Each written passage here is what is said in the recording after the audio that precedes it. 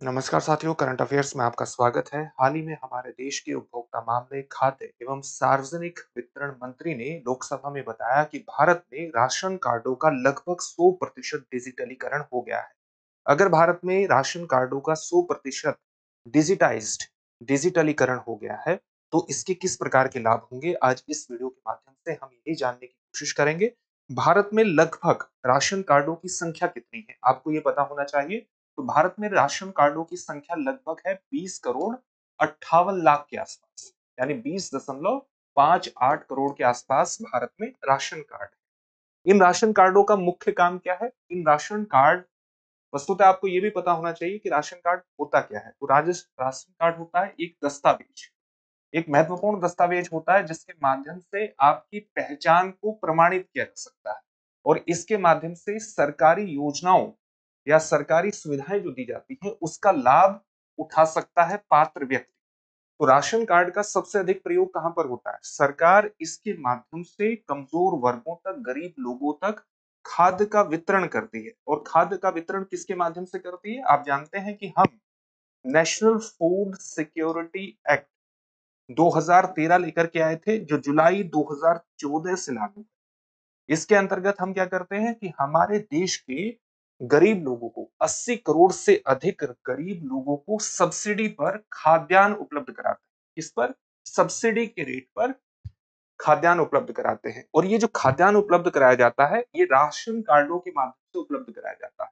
तो भारत में जो 20 करोड़ 58 लाख घरेलू राशन कार्ड हैं, अगर उनका 100% डिजिटलीकरण हो जाता है, तो इससे नेशनल फूड सिक्योरिटी एक्ट के माध्यम से गरीब लोगों तक सब्सिडी रेट पर खाद्यान्न उपलब्ध कराना बेहद आसान हो जाएगा। इसके अलावा आप जानते हैं कि कोविड-19 के दौरान ही मार्च 2020 में भारत सरकार एक महत्वपूर्ण योजना को लेकर के आई थी, जिसका नाम है प्रधानमंत्री गरीब कल्याण अन्न योजना। इसके माध्यम से सरकार ने क्या किया था? इसके माध्यम से सरकार ने ये किया था कि इसके अंतर्गत दो कैटेगरी रखी। एक रखी अंत्योदय अंत्योदय अन्न योजना परिवार, और एक रखी प्राथमिकता वाले परिवार। और इसके अंतर्गत सरकार ने क्या किया कि प्रधानमंत्री गरीब कल्याण अन्न योजना के अंतर्गत जो अंत्योदय परिवार है, अंत्योदय अन्न योजना परिवार है, इनको प्रति माह 35 किलोग्राम खाद्यान्न उपलब्ध। और यहां पर सब्सिडी नहीं, बल्कि सीधा बिना सब्सिडी के, फ्री में, मुफ्त। इसके अलावा जो प्राथमिकता वाले परिवार हैं, इनमें प्रति व्यक्ति प्रति माह कितना खाद्यान्न उपलब्ध करवाया गया? 5 किलोग्राम। 5 किलोग्राम खाद्यान्न मुफ्त में उपलब्ध, ताकि कोविड-19 के कारण जो गरीब लोग बहुत बड़े स्तर पर खाद्यान्न की कमी से प्रभावित हो सकते थे, उनको किसी प्रकार की भूख का सामना न करना पड़े। साथ ही सरकार ने 1 जनवरी 2024 से लेकर के 5 साल तक प्रधानमंत्री गरीब कल्याण अन्न योजना का जो कार्यकाल है वो 5 वर्षों तक बढ़ा दिया। 1 जनवरी 2024 से शुरू करते हुए 5 वर्षों तक सरकार ने इसका क्या बढ़ा दिया? इसका दायरा बढ़ा दिया। तो अगर हमारे देश में राशन कार्ड डिजिटाइज्ड हो जाते हैं, डिजिटलीकरण उनका हो जाता है, तो नेशनल फूड सिक्योरिटी एक्ट के माध्यम से सब्सिडी खाद्यान्न और इसके अलावा प्रधानमंत्री गरीब कल्याण अन्न योजना के माध्यम से जो मुफ्त खाद्यान्न उपलब्ध कराया जाता है, उसमें लीकेज कम हो जाएगा। और यही इसके डिजिटलीकरण का सबसे बड़ा लाभ है। इसके लाभों पर एक दृष्टि डाल लेते हैं। एक तो ये है कि ये पारदर्शिता में बढ़ोतरी कर देगा। पारदर्शिता में बढ़ोतरी होगी और किसी तरह से भ्रष्टाचार में भी कमी हो जाएगी। किस प्रकार से कमी हो जाएगी? मान लिया अगर आपका राशन कार्ड डिजिटाइज्ड हो जाता है, डिजिटलीकरण हो जाता है, तो डुप्लीकेट राशन कार्ड बनाना मुश्किल होता है। डुप्लीकेट राशन कार्ड बनाना मुश्किल हो जाएगा। एक व्यक्ति के नाम पर या एक व्यक्ति का नाम जो है वो कई कार्ड में नहीं आए। एक व्यक्ति का नाम कई बार क्या होता था कि कई कार्ड में आता था। कुछ ही साल पहले आपने देखा होगा कि सरकार ने जब राशन कार्ड को आधार से लिंक किया और उसके आधार पर वेरिफिकेशन करने की कोशिश की, तो लगभग 5 करोड़ 80 लाख राशन कार्ड ये पाए गए कि वो फर्जी थे।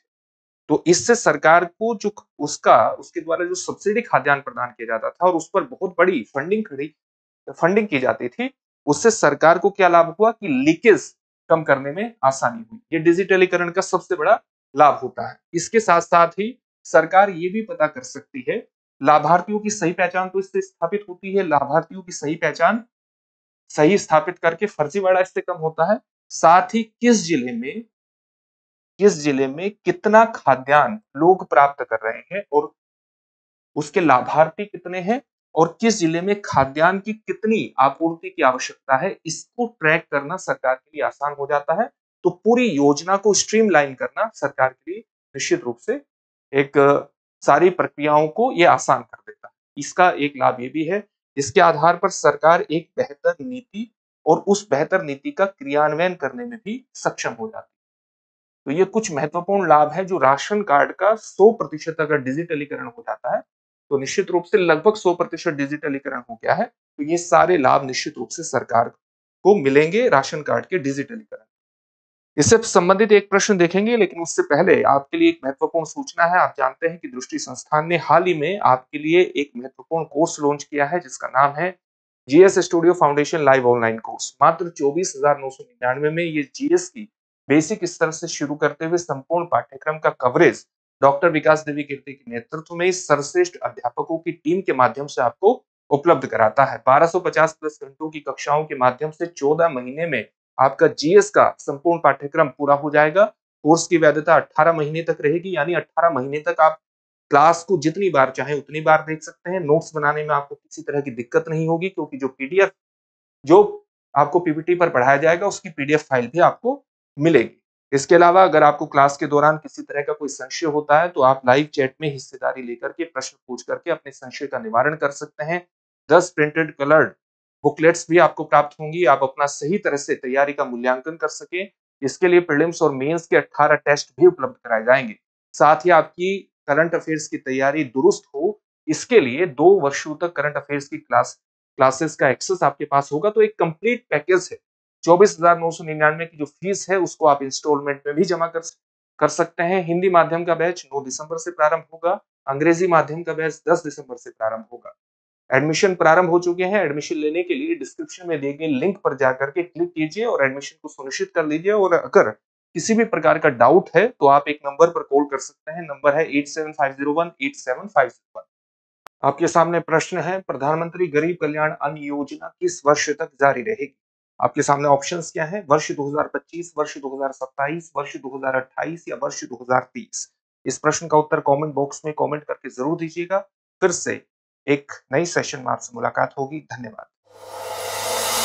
अब एग्जाम की तैयारी को और बेहतर करने के लिए हमारे चैनल को लाइक, शेयर और सब्सक्राइब करना ना भूलें।